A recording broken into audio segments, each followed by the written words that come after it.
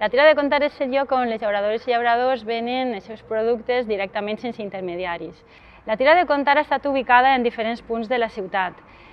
i des dels anys 80 del segle passat es troba en Mercavalència, el mercat de proveïment situat al sud de la ciutat.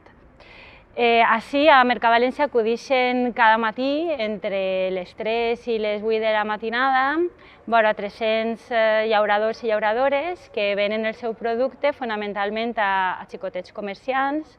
a persones que tenen fruteries, verduleries, botigues de barri, persones que tenen parades en els mercats i des d'ací arriba a la resta de la ciutat. Des de fa uns anys, així de Mercavalència i es troba en diferents barris de la ciutat, en mercats com el mercat de Rojas Clemente, el mercat Mossèn Sorell i el mercat del Cabanyal, on ens trobem ara mateix. Així poden acudir directament cada dia ciutadanes i ciutadans que compren els productes directament als llauradors i a les llauradores. La tira de comptar és un fenomen històric, testimoni de la cultura, les costums i les tradicions dels pobles que han habitat històricament l'Horta de València. El seu origen es remunta al segle XII, al període musulmà. Els llauradors anaven a vendre el seu producte davant de la persona responsable del comerç, del magistrat responsable del comerç, i formaven una fila i anaven comptant la quantitat de producte que tenien. Per això, quan anaven al mercat a vendre, solien dir que anaven a la tira, d'ahir el seu nom. Després de la Reconquesta, Jaume I manté la tira de comptar i la incorpora als furs, i tot i que Felip V, a través dels decrets de nova planta, l'abolís, el fet que estava molt arrelada socialment i tenia molta importància i molta rellevància fa que els propis llauradors i llauradores la mantinguen al llarg de segles i així ha arribat fins a nosaltres. En els últims 5 o 6 anys la tira de comptar ha adquirit, si cap, encara més importància en l'actual context social i l'actual context internacional. L'any 2017, l'Organització per a l'Agricultura i l'Alimentació de Nacions Unides, la FAO, declara la ciutat de València com a capital mundial de l'alimentació. Això suposa un reconeixement a nivell internacional de l'espai agrícola periurbà de l'Horta de València i de les seues institucions i tradicions històriques més importants, com són la tira de comptar o també el Tribunal de les Aigües. És precisament aquesta combinació de riquesa i rellevància històrica i cultural i la projecció de futur que té la ciutat de València el que fan que sigui escollida per a ostentar aquesta capitalitat mundial de l'alimentació i per a donar exemple d'alguna manera en tot allò que té a veure amb el canvi de model agroalimentari. L'any 2015 es signa en Milà un pacte per a fomentar les polítiques alimentàries en l'àmbit urbà, en els entorns urbans,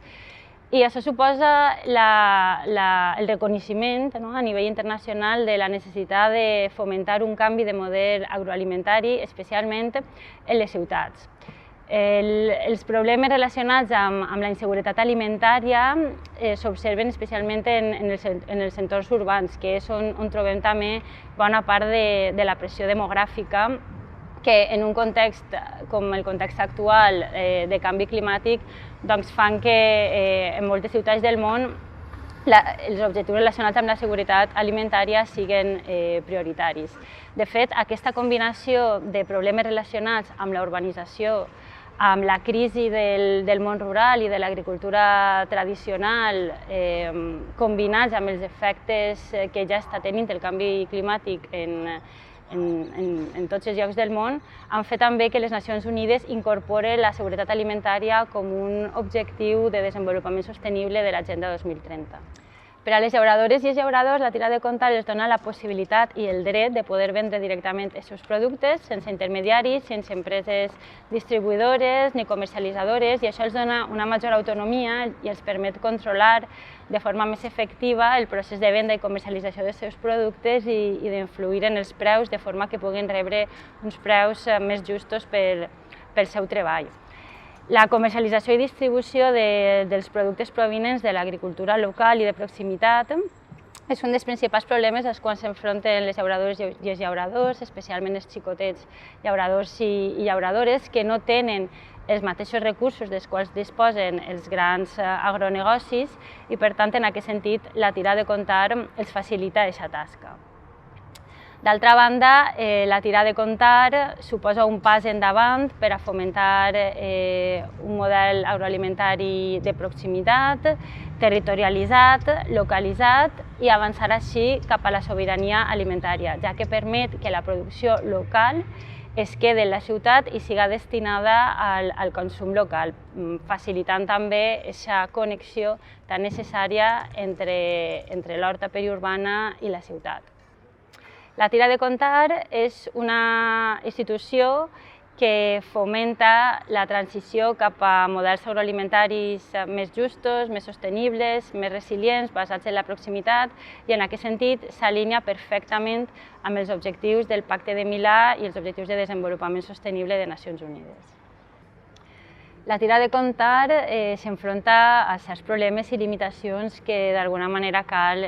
visibilitzar. Pensem, per exemple, en les llargues jornades de treball que tenen les llauradores i llauradors de la tira de comptar, que després d'estar de 3 a 8 del matí en les naus de Mercavalència han de tornar als seus camps i continuar conreant el seu producte.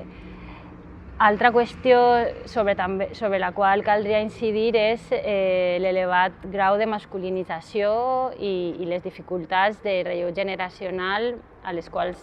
s'enfronta la tira de comptar, que d'altra banda són comuns a l'activitat agrícola en general. I hauríem de parlar també de la poca presència o representativitat que té el producte ecològic dins de la tira de comptar. En aquest sentit, hi ha un projecte que s'està gestant ara mateix en el qual s'està treballant per a posar en marxa l'ecotira i augmentar així la presència de producte ecològic en la tira de comptar.